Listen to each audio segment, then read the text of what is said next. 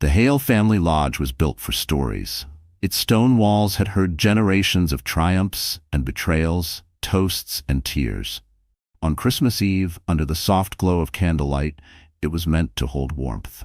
But that night, Nora Bennett Hale, 6 months pregnant, stood at the upstairs landing with a hand resting over her belly.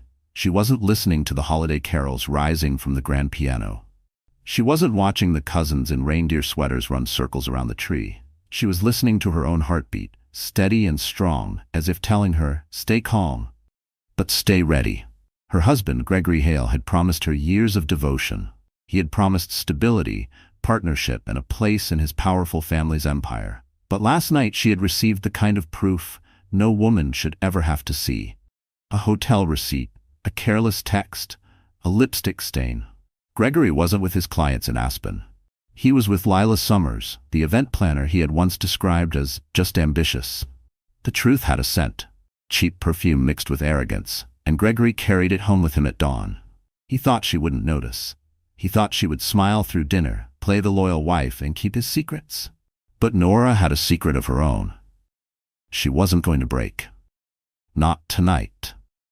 The downstairs dining room glittered with silverware polished so perfectly it could cut. Evelyn Hale, the matriarch, had set the long table herself, insisting on rosemary sprigs by each napkin and cranberry bowls by the candles. "Presentation matters," she had said. But when Nora walked in, what mattered wasn't the table. It was the envelope in her hand, cream-colored, heavy, waiting. Greg was already there. He was the kind of man who filled a room with laughter, even when that laughter was hollow. His navy blazer was crisp, his smile charming, his hand gestures broad. He made jokes about holiday bonuses, bragged about a new Aspen chalet, and winked at his father as if the whole world belonged to him. It was the same arrogance that had driven him into Lila's arms. The family gathered: Peter Hale, stern and status-obsessed; Thomas, Greg's older brother with quiet, watchful eyes; Mia, Thomas's wife, warm and intuitive; Pastor Jonah, family friend who always opened dinners with prayer. Children giggled as Evelyn rang the old brass bell to silence the room. Nora slid into her seat, smoothing the fabric of her green maternity dress. Her heart wasn't racing anymore. It was slowing, steadying, bracing itself. Greg leaned toward her, his voice a hushed hiss. "Smile. Don't ruin this night." Nora turned her head, looked him directly in the eye, and whispered, "Watch me." When Pastor Jonah finished his blessing, glasses lifted in unison. Greg raised his wine high. "To family, to truth," Nora said, her voice clear. She placed the envelope on the table runner where every candlelight flickered against it. "To truth, because it always comes out." The room shifted. A few cousins exchanged glances. Evelyn's silver eyebrows lifted just slightly. Greg chuckled nervously. "Honey, what are you doing?" Nora pushed the envelope closer to the center of the table. "Inside are divorce papers, because last night, while you said you were working late, you were at the Mariner Hotel with Lila Summers, room 804. The receipt is in there. So is the champagne order at midnight." The silence that followed wasn't just silence, it was a vacuum, sucking the warmth out of the candles, pressing against every chest. Forks froze, glasses trembled in hands. Peter Hale slammed a palm on the table. "Gregory?" Greg laughed, too loud, too forced.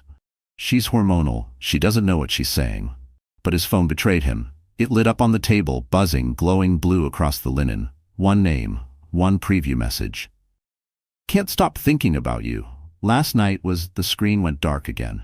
A collective gasp passed through the table. Evelyn's hand, lined with age but steady as ever, reached for the envelope. She didn't open it. She didn't need to.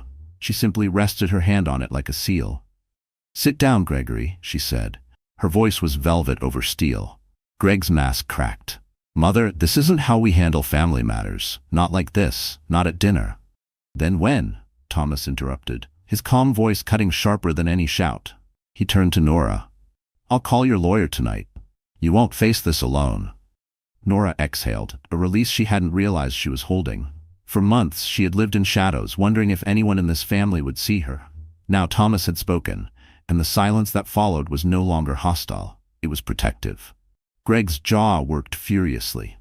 His pride flared, but before he could speak, the doorbell rang. 3 sharp chimes. Everyone turned. Evelyn frowned. Who could that be on Christmas Eve? Greg leapt from his chair almost too quickly. "Oh, it's just something I arranged. A surprise. For the family." He smoothed his blazer, checked his reflection in the glass cabinet, and strode to the door. When he opened it, the winter air swept in, carrying with it snowflakes that glittered like tiny knives. And standing there in a red coat, heels clicking against the porch stone, holding a glossy bag like she was delivering presents, was Lila Summers. Her smile was bright. Her eyes scanned the room with an assumption that she belonged. "Merry Christmas, everyone," she sang. The family gasped. Children fell silent. Peter's face turned to stone. Evelyn didn't move. Nora didn't flinch. She lifted her chin, hand still resting over her belly. "You're just in time," she said softly. Greg swallowed, his confidence slipping.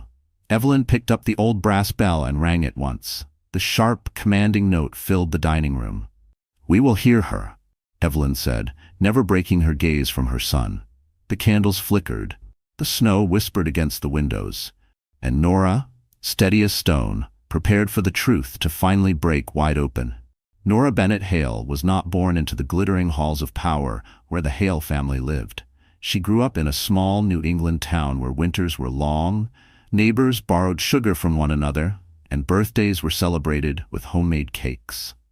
Her parents, James and Lorraine Bennett, were school teachers who believed in discipline, honesty, and kindness. They taught Nora to live simply, to work hard, and to believe that love, when given freely, was the most valuable currency of all. From the start, Nora was different from the other girls in her town. While some dreamed of marrying rich and leaving behind the quiet streets, Nora dreamed of healing. She wanted to be a nurse. She wanted to be there for people on the hardest nights of their lives, and she made it happen. She worked double shifts at the local diner through high school, earned scholarships, and eventually graduated from nursing school with honors. By 25, she was working in a maternity ward, holding the hands of women as they brought life into the world. It was in that ward, late one snowy evening, that she first met Gregory Hale. Greg had come to visit a business partner's wife who had gone into early labor. He walked into the hospital like he owned it, his charm filling the halls. At first, Nora barely noticed him, but he noticed her.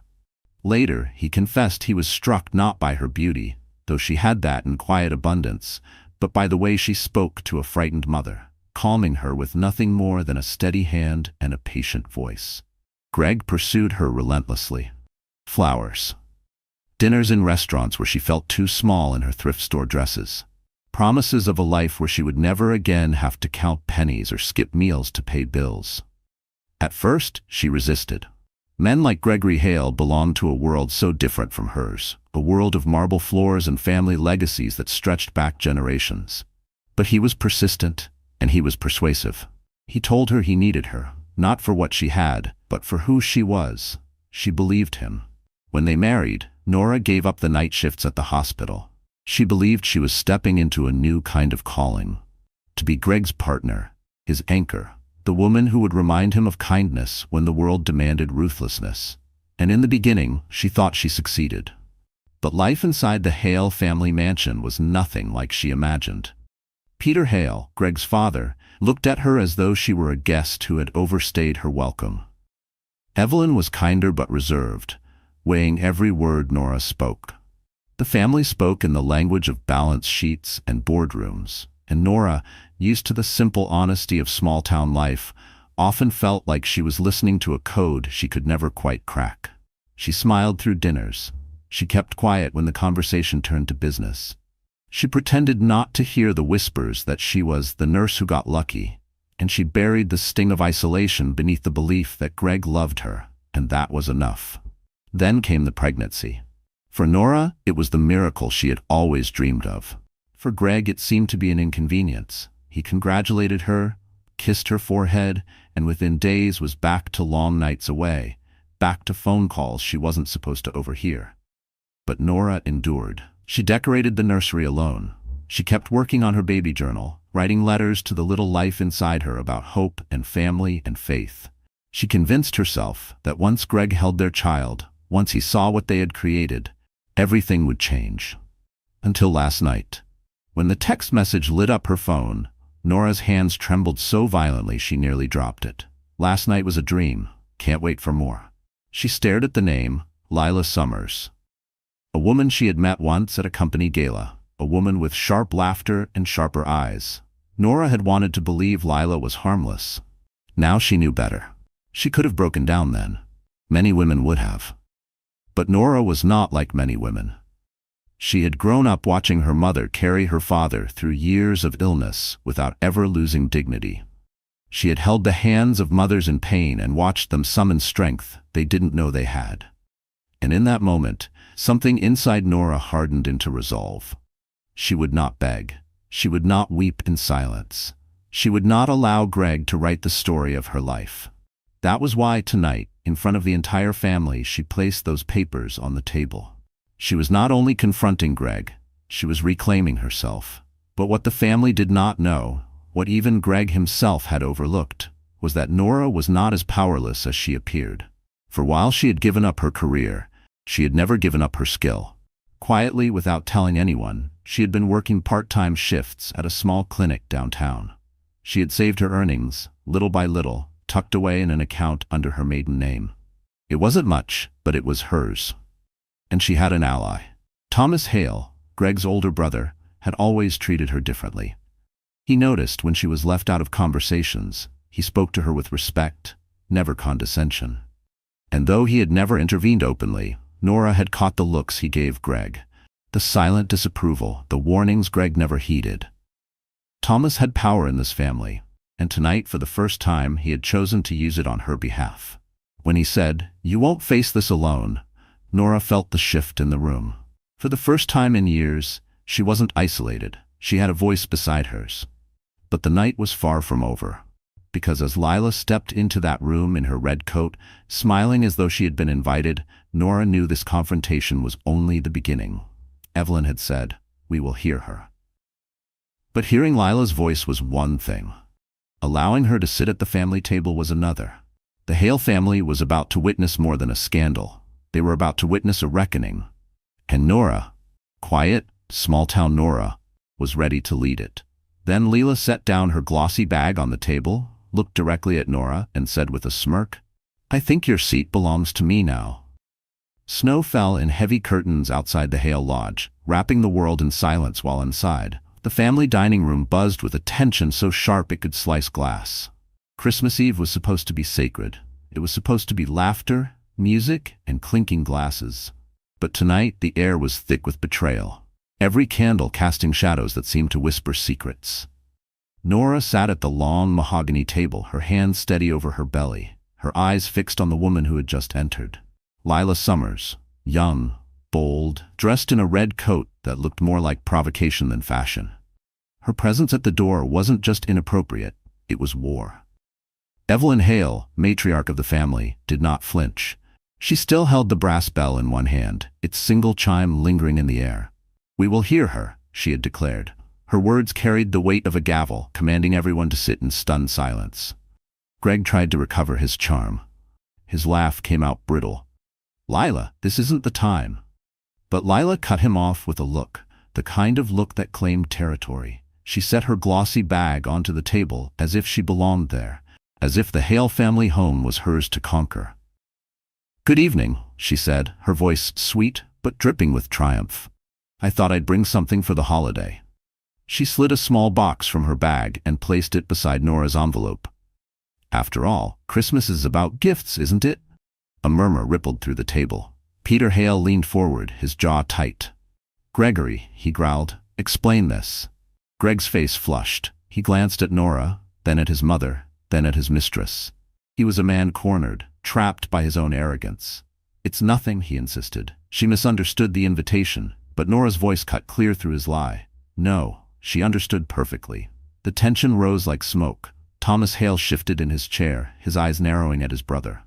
He had always known Greg's flaws, always suspected darker truths, but seeing them exposed so openly in front of the family was a wound to the Hale name. Lila, unbothered, slipped off her coat and draped it across the back of a chair. Underneath, her dress shimmered in sequins, cut far too daring for a family dinner. She turned to Nora with a smile that wasn't a smile at all. "You look lovely," she said softly, her eyes flicking to Nora's pregnant belly. "Radiant, really. Must be exhausting, though, carrying all that weight alone." It was a jab, meant to pierce. The room stiffened, waiting for Nora to shatter. But Nora didn't break. She lifted her glass of water, sipped slowly, and set it down. "It's heavy," she said calmly, "but at least I carry it with dignity." The subtle strike landed harder than any shout. Evelyn's lips twitched, almost approvingly. The family sat on edge, torn between tradition and scandal. The Christmas tree sparkled in the corner, ornaments gleaming like witnesses. The smell of rosemary and roasted meat hung in the air, but no one tasted anything anymore. Pastor Jonah cleared his throat, breaking the unbearable quiet. "Christmas is about truth," he said softly. "And truth is knocking on this table tonight. The question is, who here has the courage to answer?" Greg shoved back his chair, his voice rising. "This is insane. We are not doing this in front of everyone." Thomas's voice was level, firm. "You already did. You brought it here the moment you brought her into your life." Greg glared at his brother. "You always wanted to see me fail. Admit it." "I wanted to see you be a man," Thomas replied. The brother's words cracked like thunder in the still room. Meanwhile, Lila leaned closer to Nora, her tone venom wrapped in velvet. "You think you've won something by waving papers? Do you really believe walking away makes you stronger?" Nora turned to her fully, her voice steady. "No. What makes me stronger is knowing I don't need scraps from another woman's table to feel whole." Gasps circled the room. Mia, Thomas's wife, pressed a hand over her mouth, her eyes wide. Even the children, sensing the shift, fell silent in their chairs. Greg's composure unraveled. He slammed his fist against the table, rattling silverware. "Enough." But Evelyn's hand shot out, her frail fingers gripping his wrist with surprising force. "You forget yourself, Gregory," she hissed. "This is my house. And tonight, your wife has spoken with more strength than you've ever shown." Greg froze, shocked into silence. For a moment, the room seemed to hold its breath. Snow tapped against the windows like a drumbeat, building tension. Nora looked around the table, at the faces of those who had judged her for years. For the first time, she did not see pity or doubt. She saw respect. And then Lila stood. She took the small box she had placed on the table earlier and slid it toward Nora. "Since you like truth so much," she said, her voice sweet and cruel, "open it." The room leaned forward. Nora hesitated, her hand hovering over the lid. She could feel the weight of it, not in ounces but in implications. Evelyn spoke quietly. "You don't have to." But Nora knew she did. She could not shy away now, not when every eye in the room was on her. Slowly, she lifted the lid. Inside lay a photograph, glossy and cruelly intimate. Greg and Lila together in a hotel bed, smiling at the camera as if mocking her. The gasp that followed was not just from Nora. It was from the entire family. Peter pushed back his chair, his face red with fury. Thomas's fists clenched. Mia whispered, "Oh God." Greg lunged forward, trying to snatch the photo, but Nora was quicker. She lifted it high, her voice ringing clear. "This is who you are, Gregory, and now the family sees it too." The photograph trembled in her hand, not from weakness, but from power. For the first time, she was not the silent wife. She was the voice of truth. Lila smirked, as though the humiliation was entertainment. But Evelyn's eyes narrowed, her voice cutting through the chaos. "You've disgraced this family, Gregory," she said. "But this woman," she pointed at Nora, "has restored its honor." Greg's face contorted with rage. "You're siding with her? Over your own son?" The matriarch's answer was calm, but sharp as ice. "I am siding with integrity." The words hung in the air like a verdict. And just as Greg's fury reached its peak, a sudden crash echoed from the foyer. The front door, left ajar from Lila's arrival, had swung wide open. Cold wind tore through the hall, snuffing out half the candles in the dining room. A figure stepped inside. The family turned in shock. It wasn't another guest. It wasn't a servant. It was a man in a dark coat carrying a leather briefcase. His face was unfamiliar to most of the Hales, but not to Nora. It was Carmen Ortiz's associate, the lawyer, and he was here to deliver the next blow. The photograph still shook in Nora's hand, the glossy paper catching the dim light of the candles. Around her, the room was frozen. Some stared with pity, others with disbelief, but all eyes were on her. The woman who had just shattered the illusion of the perfect Hale marriage. Greg's voice cut through the silence, sharp and venomous. "Enough of this performance, Nora. You're embarrassing yourself. Do you think anyone in this room believes you're strong? You're a nobody. A nurse who thought marrying me would make her important. The words landed like daggers. Nora's throat tightened. For months she had braced herself for whispers, but hearing it spoken aloud, in front of everyone, was a cruelty she hadn't expected. Lila leaned against the chair with a smirk, her arms folded as though she'd already won. "He's right," she purred. "You don't belong here. You're playing at being one of them, but you never were. And now, everyone sees it." The shame pressed heavy against Nora's chest. For a moment, the strength she had carried into the room wavered. Her hand trembled, her breath came shallow. The photograph slipped from her grasp and fluttered to the table, face up for all to see. A murmur of voices rose. Mia's eyes shone with sympathy, but she didn't move. Peter Hale rubbed his temples in frustration, muttering about family reputation. Even Evelyn, usually so composed, looked away for the briefest second, and that was when the humiliation cut deepest. Nora realized she was alone again. Her vision blurred as hot tears welled. She pressed a hand to her belly, whispering under her breath as though to the child inside, "I'm so sorry." Her chair scraped back suddenly, the sound echoing like thunder in the silence. She rose to her feet, unsteady, her breath shaking. "I can't," her voice cracked. "I can't do this anymore." The room erupted. Greg smirked, mistaking her retreat for victory. "That's right," he sneered. "Leave. Take your dramatics with you. This family doesn't need your weakness dragging us down." The cruelty of his tone snapped through the air. Nora's knees buckled slightly, and she grabbed the back of her chair to steady herself. For the first time that evening, the strength she'd fought to hold on to broke. Her tears spilled freely now, and she turned toward the hallway, each step a stumble. The dining room behind her exploded in whispers, but she didn't hear them. All she heard was the sound of her own breath, ragged and heavy, as if the walls themselves were closing in.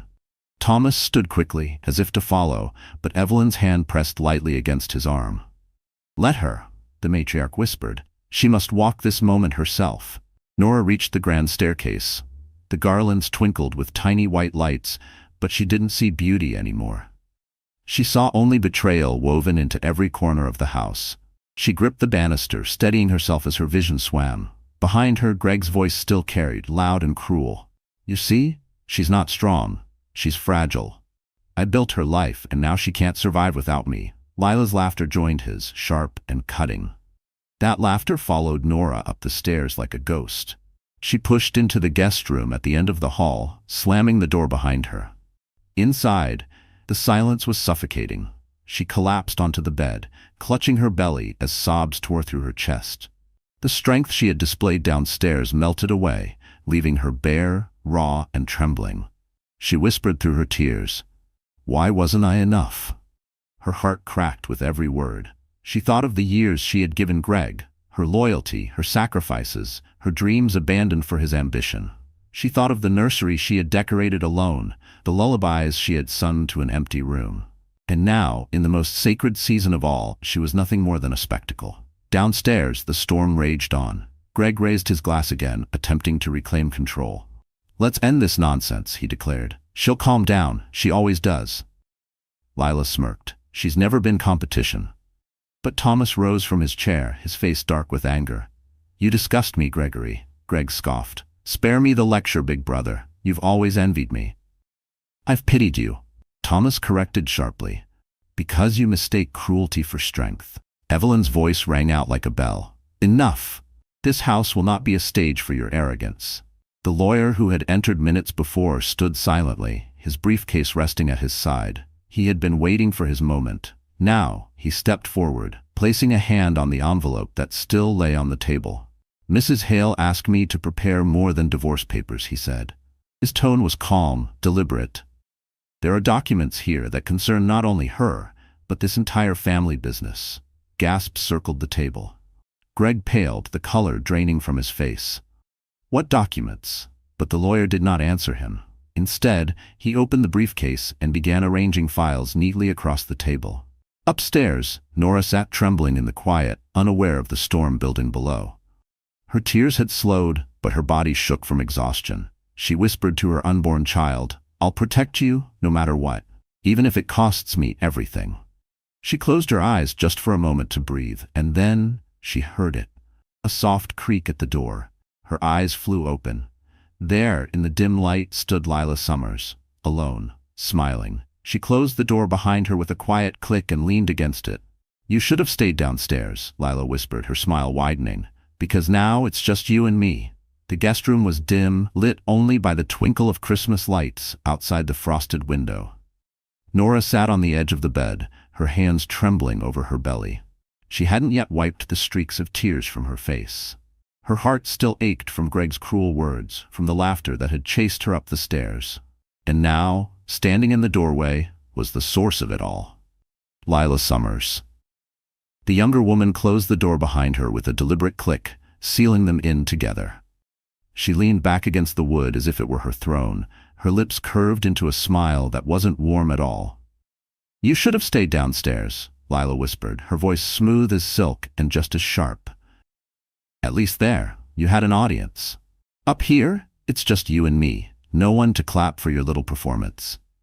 Nora lifted her chin, though her throat was tight. "What do you want?" Lila walked slowly across the room, her heels clicking against the hardwood. She was in no rush. She wanted Nora to feel every second of the silence, every beat of humiliation. "I want you to stop pretending you're the victim," she said finally. "Greg doesn't love you. He never did. You were convenient. You looked good on his arm until someone better came along. That someone is me." Nora's hand tightened over her belly.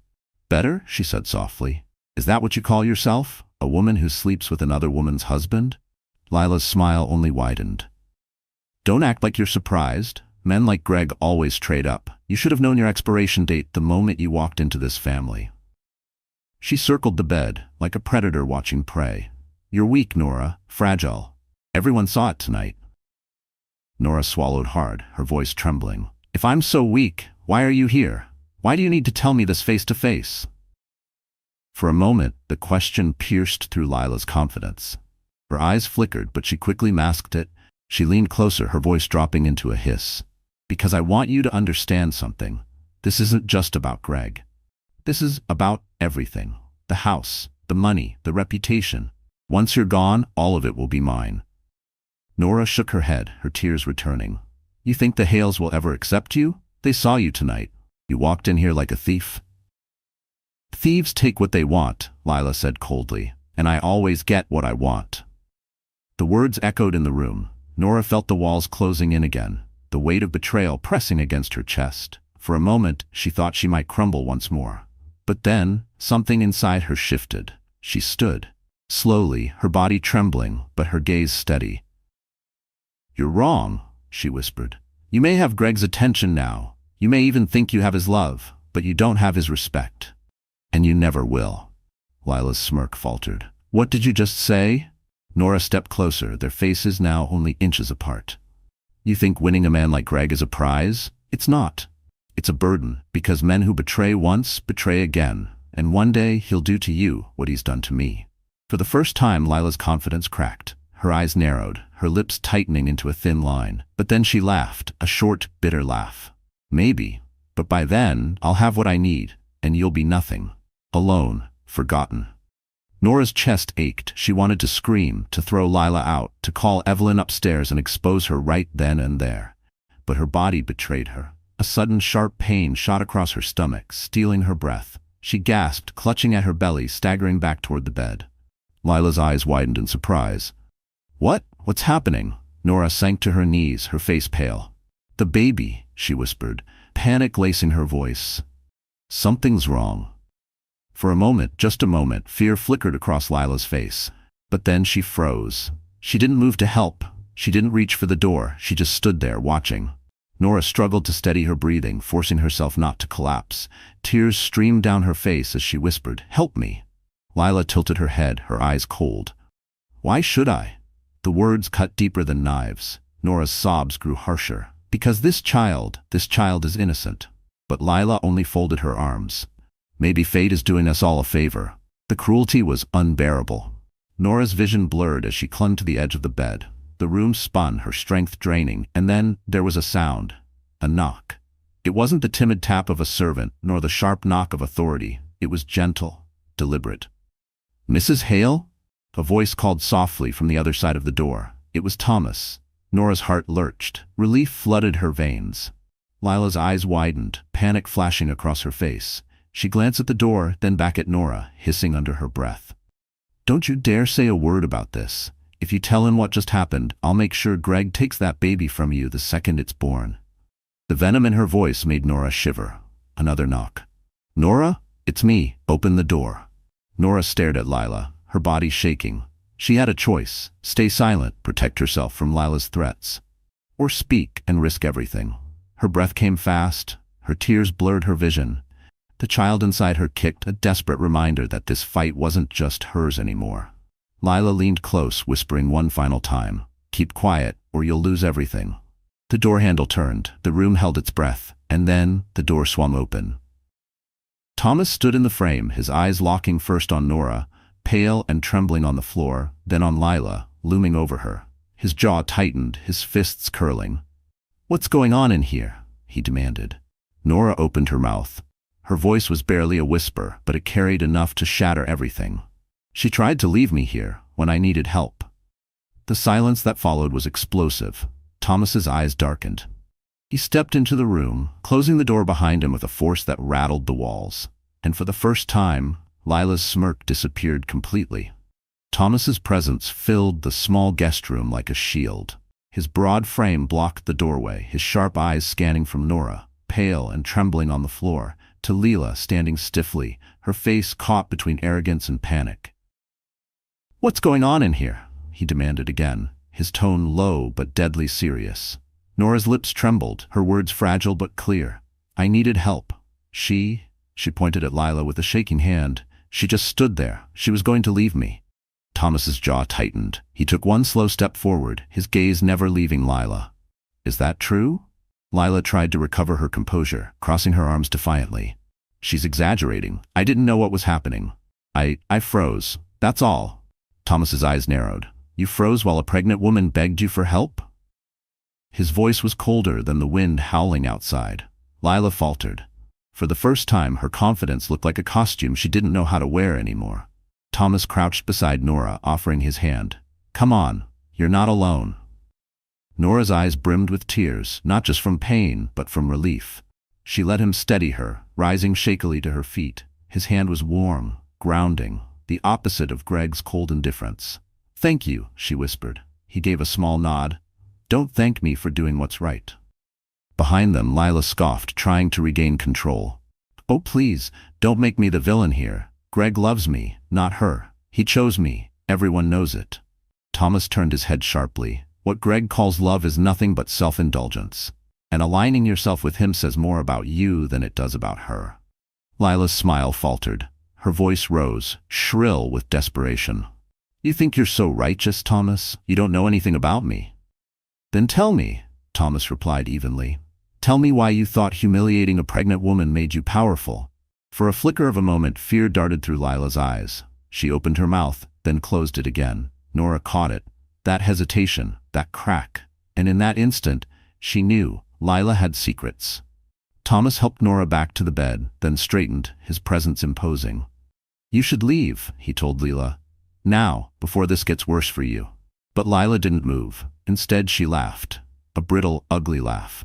"Worse for me? Oh, Thomas? You think I'm just some little mistress with nothing to lose? You don't know what Greg's promised me. You don't know the leverage I already have." Her words cut through the room like ice. Nora's heart thudded. "Leverage?" she repeated softly.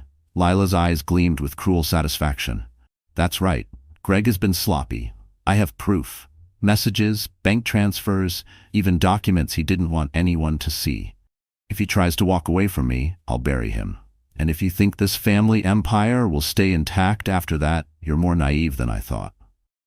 Thomas's face hardened. "You're blackmailing him." Lila shrugged, unashamed. "I call it strategy. Men like Greg never give unless you take. I've been smart enough to take." Nora's stomach turned. For years, she had believed Greg's betrayal was personal, a failure of love, of loyalty. But this wasn't just about infidelity. This was business. This was corruption. And suddenly, something inside her shifted. Her tears dried. Her back straightened. She looked Lila directly in the eye. "You may think you're smart," she said quietly, "but you've made the same mistake Greg made. You underestimated me." Lila blinked, thrown off by the sudden strength in Nora's voice. "What are you talking about?" Nora rose slowly, one hand still cradling her belly, but her eyes sharp and unflinching. "You think you're the only one with proof? You think Greg's the only one careless with his secrets?" She gestured toward the door, where the lawyer downstairs had already begun unpacking files. "There are documents being reviewed right now. Documents that protect me and expose him." Lila's smirk faltered, replaced by a flash of alarm. Thomas caught it instantly, his lips pressed into a thin line. "What is it you're hiding, Lila?" I'm not hiding anything," she stammered. But Nora shook her head. "Yes, you are. And I'll find it. Whatever it is, it will come out, just like everything else tonight." The silence in the room was suffocating. Then suddenly Lila snapped. Her voice rose, sharp and panicked. "Fine. You want to know? I wasn't just with Greg. I've been meeting with his competitors, sharing information. Deals. Contacts. He thinks he owns me, but I've been playing both sides." Thomas's eyes blazed. "You've been leaking company secrets?" Lila froze, realizing too late what she'd admitted. Nora's breath caught. She hadn't expected Lila to confess so easily. But now the truth was out, and it was explosive. Thomas's voice was steel. "Do you understand what you've done? That's corporate espionage. That's prison time." Panic flickered across Lila's face. I didn't mean." But Nora cut her off, her voice cold, steady. "You meant every word, and now you've just handed me more power than you ever imagined." Lila's face drained of color. Thomas stepped closer, towering over her. "If you had an ounce of sense, you'd walk out of this house right now and never come back." But Nora raised her hand gently. "No, let her stay. Let her walk back downstairs. Let the entire family hear what she just admitted." Lila's eyes widened in horror. "You wouldn't." "Oh, I would," Nora replied. Her voice was calm, but beneath it pulsed a new strength. "Because for the first time tonight, I'm not the one humiliated. You are." Lila's mouth opened, then closed, no words left to defend herself. And just as the tension reached its breaking point, the sound of footsteps echoed in the hall. The door creaked open again. It was Evelyn. Her sharp eyes swept the room, taking in Nora's tear-streaked face, Thomas's rigid stance, and Lila's shaken composure. "What's happening here?" she asked quietly, though her voice carried the weight of command. Nora inhaled deeply, her heart pounding. This was it. The moment to decide whether to reveal everything. She looked at Evelyn, then at Lila, whose face had gone pale with fear. And Nora spoke, her voice clear and unwavering. "She's not just his mistress. She's a traitor." The words dropped like a stone into the still air.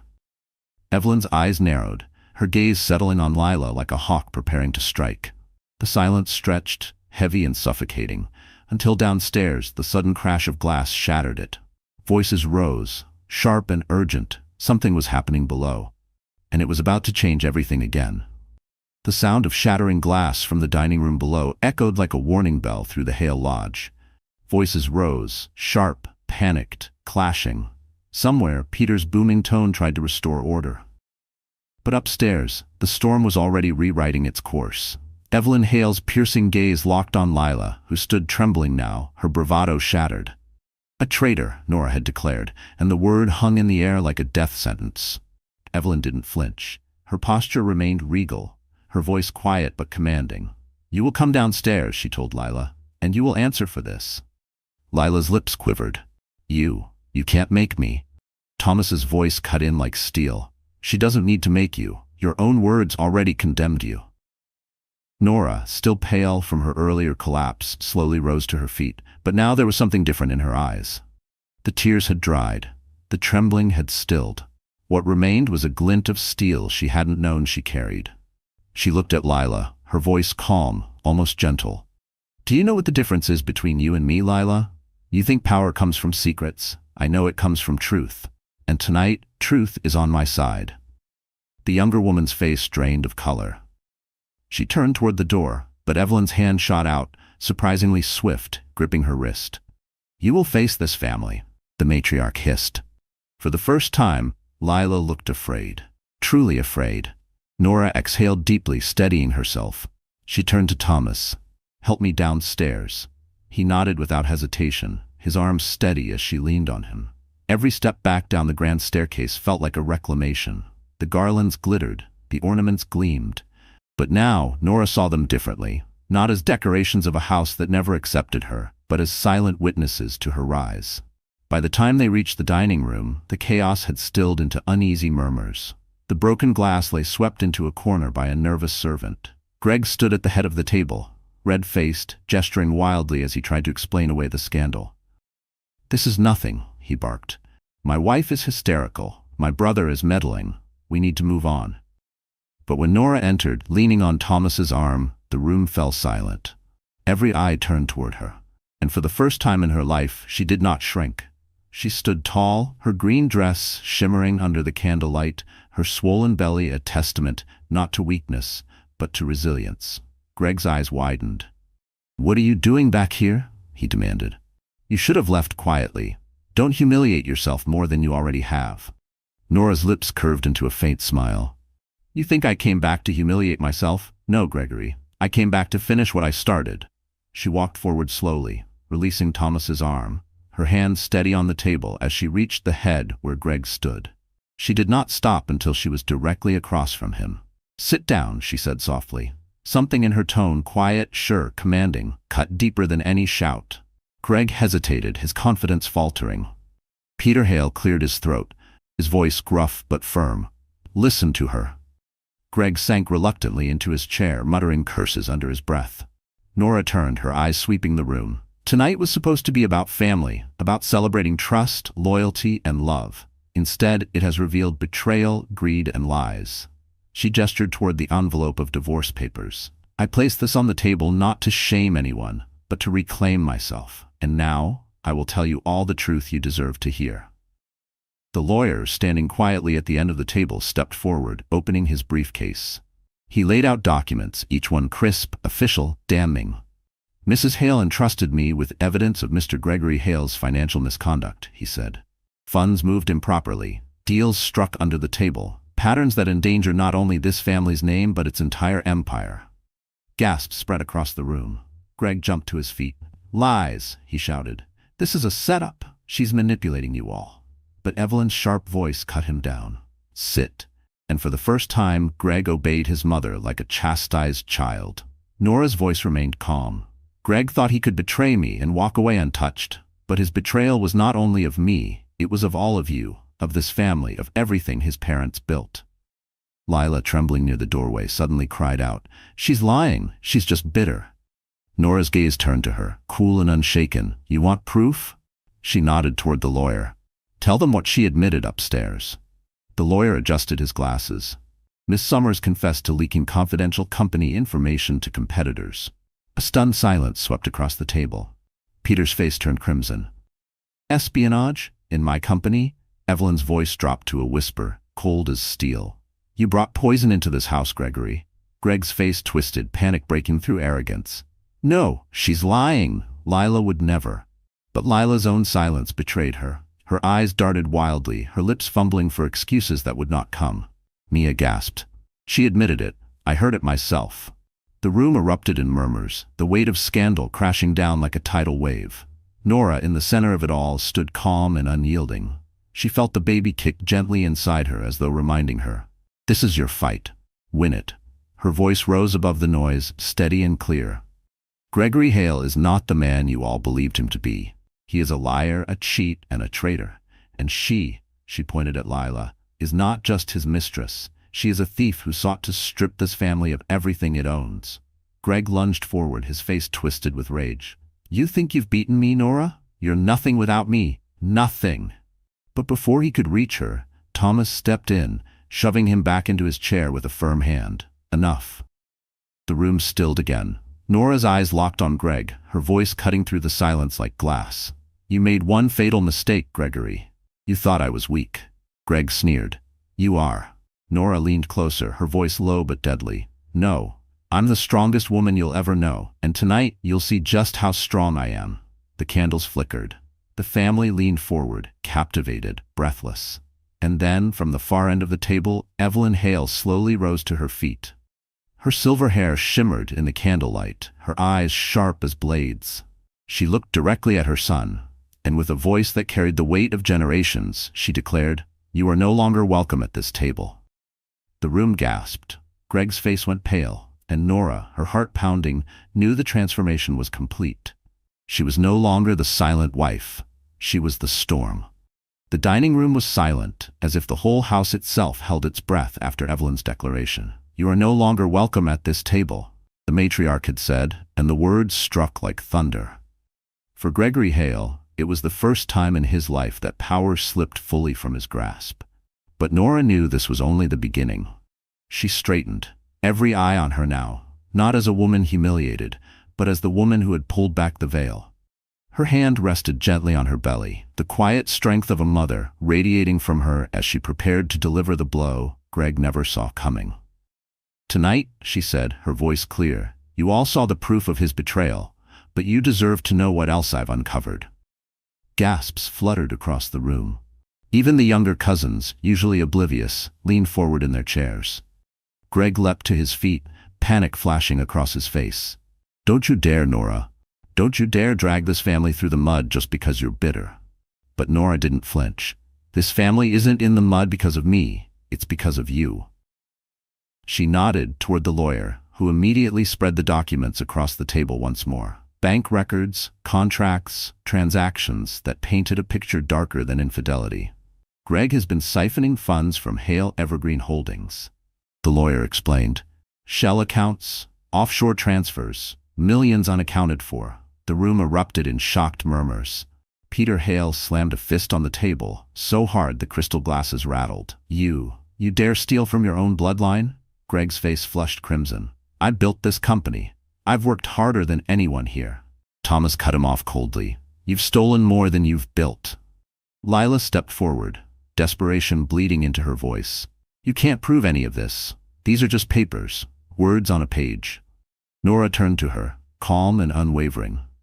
"You confessed upstairs. You admitted leaking company secrets. You aligned yourself with competitors, thinking no one would hear. But now they all know." All eyes turned to Lila. For the first time, the confident smile vanished entirely. Her lips trembled. "No," she whispered. "She's lying." Mia's voice rang out, steady and certain. "I heard it too." The family gasped again. Evelyn's gaze sharpened like a blade. "Then it's decided. Neither of you belong in this house anymore." Greg laughed bitterly, his arrogance returning in the face of cornered desperation. "You can't erase me. I'm your son. Everything you have was built because of me." Evelyn's reply was ice. "Everything we have was built despite you." The room trembled with the weight of her words. Nora knew it was time to strike the final chord. She pulled a folded piece of paper from the envelope, something she hadn't revealed yet. She held it high, her voice steady. "This is a transfer of my shares, granted to me legally through provisions Greg overlooked. I own part of this company now, and with Evelyn and Thomas standing with me, Gregory, you have no power left." The silence that followed was deafening. Greg's face twisted in disbelief. "That's impossible. You wouldn't." "Oh, but I did," Nora said softly. "You were too busy chasing her to notice the papers you signed months ago. And now you've signed away the last piece of control you thought you had." The family gasped again, the realization settling in. Nora wasn't just leaving. She was taking her power with her. Greg's hand slammed against the table, rattling the glasses once more. His voice cracked with fury. "You think you've beaten me? This isn't over, Nora. You'll regret this." Nora stepped closer, her eyes locked on his. "The only regret I have is believing you were worthy of me. But now," she gestured around the table, "they see you for who you are, and that truth will haunt you long after I'm gone." Lila, pale and trembling, clutched Greg's arm. "Greg, say something. Fix this." But for the first time, Greg had no words. He pulled his arm away from her with disgust, muttering, "You ruined me." Lila gasped. "Me? You're the one who—" But before she could finish, Evelyn slammed her hand on the table. "Enough. Both of you. Leave. Now." The command was final, unyielding. Greg's chest heaved. His pride warred with his fear. But the truth was clear. He was defeated.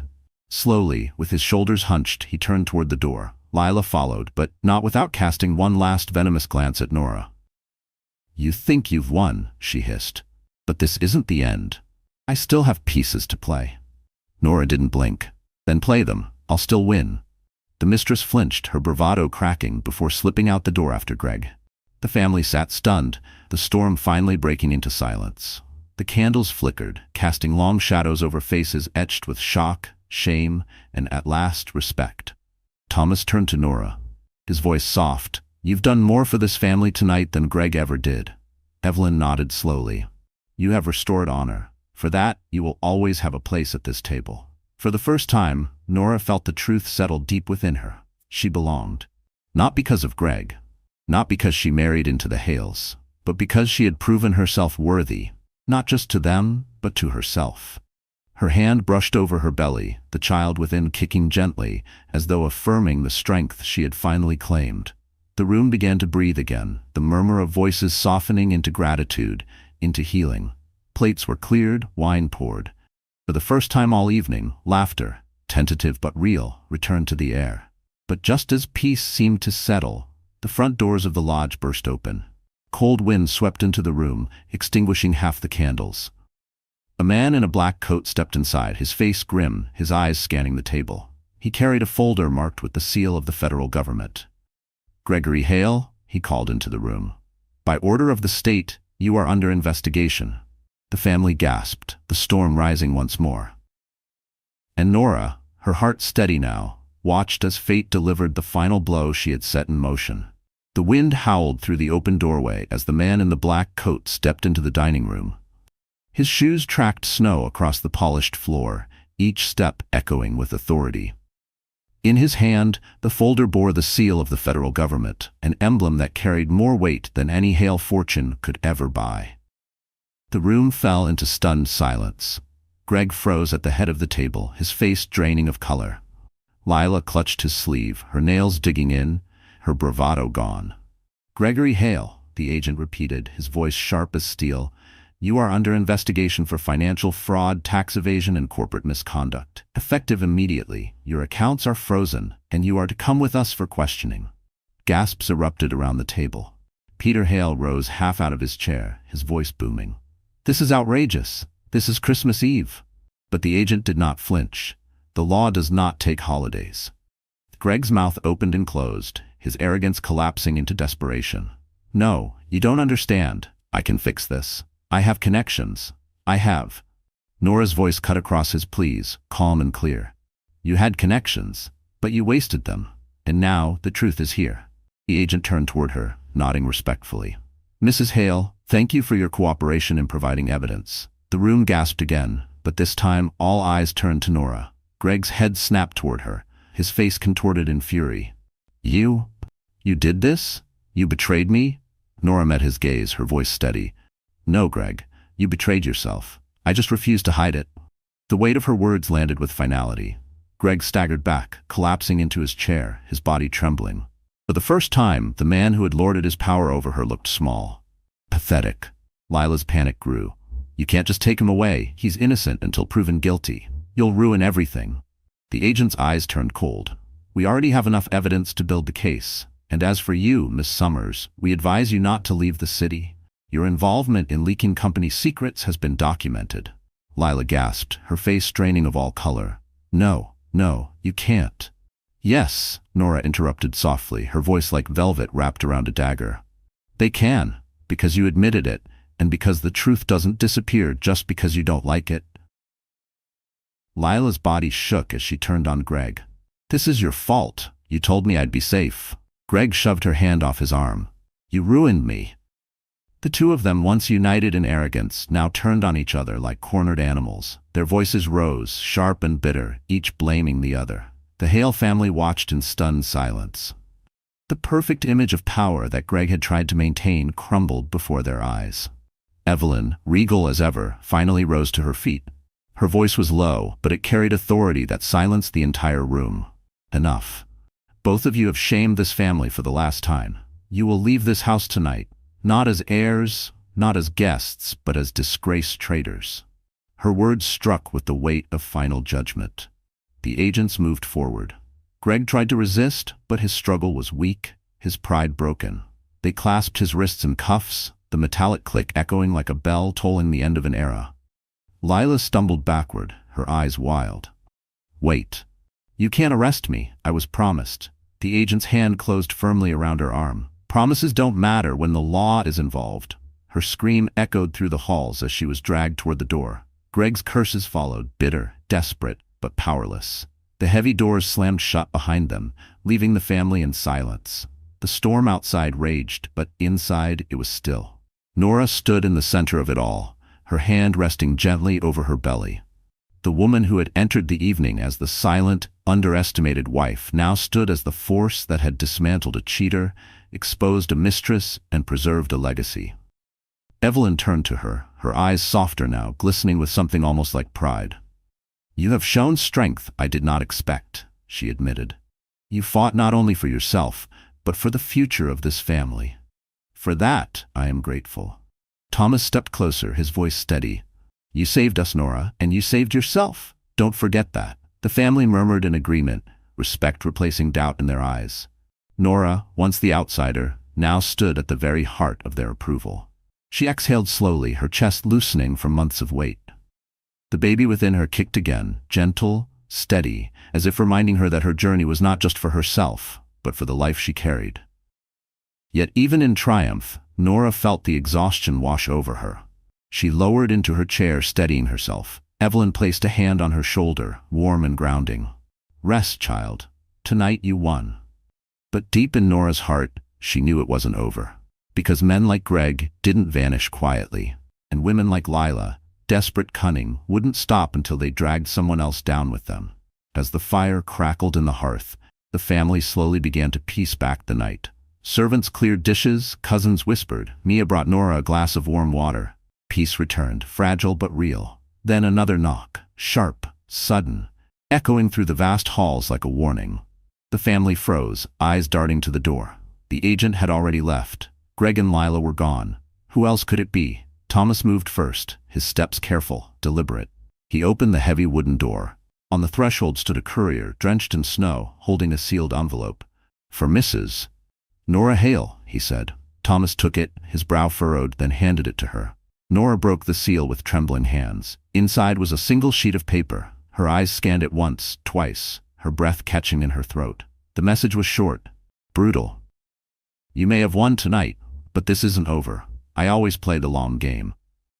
The room tilted, the shadows deepened, and Nora realized Greg wasn't finished, not by a long shot. The envelope still trembled in Nora's hand, the ink of Greg's chilling message burning into her mind. "You may have won tonight, but this isn't over. I always play the long game." The words should have filled her with fear. Once they would have.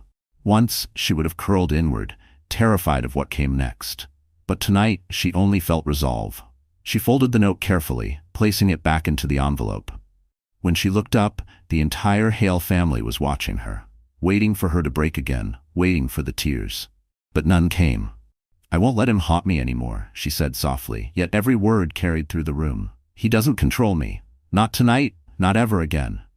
Evelyn nodded, her silver hair shimmering in the firelight. "That is the voice of a woman who has survived the storm." Thomas stepped closer, his expression calm but protective.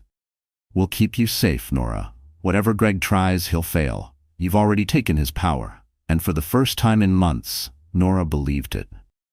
The days that followed unfolded like a transformation. The federal investigation moved swiftly. Evidence poured in, contracts, bank transfers, testimonies, every piece confirming Greg's corruption. Lila, desperate to save herself, turned on him, providing investigators with details he thought she'd never dare to reveal. The mighty Gregory Hale, once untouchable, now faced headlines that branded him the fallen son and betrayal of the Hales. Nora didn't hide from those headlines. She walked into the city with her head held high, her belly round with new life, and discovered that the world no longer looked at her with pity. They looked at her with respect. The whispers had changed. "That's her, the one who stood up to him. She's stronger than anyone thought. She didn't just survive, she won."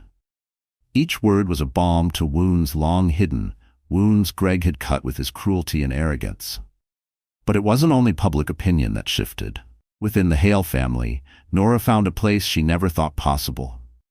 Evelyn, once distant, began inviting her for tea, speaking not of money or reputation, but of motherhood, of resilience, of what it meant to endure. Mia became a sister more than an in-law, fussing over baby clothes and nursery colors. Even Peter, though gruff and slow to change, began to treat her with respect, admitting one evening by the fire, "You've done more for this family's name than Gregory ever did." And Thomas, steady, watchful Thomas, was always near. He never overstepped, never pushed, but in every quiet moment he was there. Holding open doors, walking her to her car, listening when the shadows of doubt crept back. He never said the words, but his presence spoke louder than any declaration. "You are not alone anymore." Nora thrived. She returned part-time to nursing, reminding herself of who she had been before Greg's world swallowed her whole. The clinic welcomed her with open arms, patients trusting her calm voice, her steady hands. And as her belly grew, so did her confidence, her joy. When the baby finally came, a daughter with eyes as bright as morning, Nora wept, not from fear, but from gratitude. She named her Hope, because that was what she had carried all along, even when it felt lost. The Hale family gathered in the hospital room, their eyes shining as they looked at the newest member of their bloodline. Evelyn cradled the infant gently, whispering, "She will never know the weakness of her father, only the strength of her mother." Nora's heart swelled. Months passed. Greg's trial began, splashed across every paper. He tried to smear Nora, tried to paint himself as the victim. But the evidence was too strong, his lies too tangled. The jury found him guilty on multiple counts. His empire crumbled. His name became a warning rather than a crown. Lila disappeared from headlines, her once bright future reduced to a cautionary tale. Whispers suggested she fled the city, but Nora didn't care anymore. Lila's chapter in her life was closed. On the day Greg was sentenced, Nora stood outside the courthouse with Hope in her arms. Cameras flashed, reporters shouted questions, but she ignored them all. She looked at the baby in her arms and whispered, "We are free." And she was. The following Christmas, 1 year after the night everything shattered, Nora returned to the Hale Lodge. The house glowed with warmth, laughter echoing through the halls.